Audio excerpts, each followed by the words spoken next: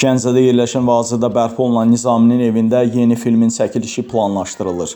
Bu barədə Bakı Abadlıq Xidmətinin baş memarı Rüfət Quliyev məlumat verib. Onun sözlərinə görə Gəncənin Bala-Bağman yaşayış masivində yerləşən 1982-ci ildə Nizami bədii filmin çəkilişləri üçün inşa edilmiş kinopavilyonda böyük Azərbaycan memarı Əcəmi Naxçıvaninin həyat və yaradıcılığına həsr olunan Memar Əcəmi filminin bir sıra səhnələri lentə alınacaq.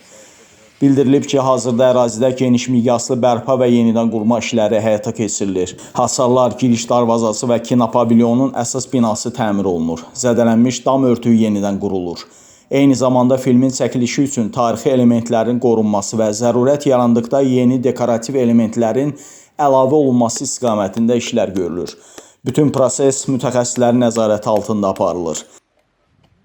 Burada təxmini bir ay əvvəl bizə müraciət daxil olub ki, Nizami Gəncəvi kino çəkilən pavilyonda yenidən bir kino çəkilmək planlaşdırılır.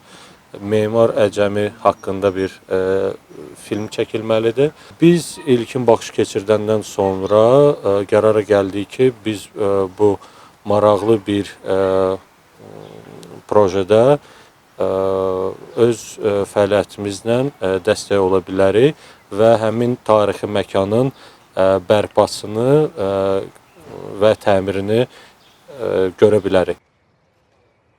Qeyd edək ki, Əcəmi Naxçıvaninin həyat və yaradıcılığından bəhs edən bədii sənədli film hazırda istehsalat mərhələsindədir. Ekran əsərinin çəkilişlərinə Naxçıvanın Ordubad rayonunda başlanılıb. Filmdə dahi memarın şərq memarlığına verdiyi töhfələrin və yaratdığı memarlıq məktəbinin geniş tamaşası auditoriyasına çatdırılması nəzərdə tutulur. Xatırladaq ki, uzun illər baxımsız vəziyyətdə qalan Nizaminin evində bir müddət əvvəl təmir bərpa işlərinə start verilib.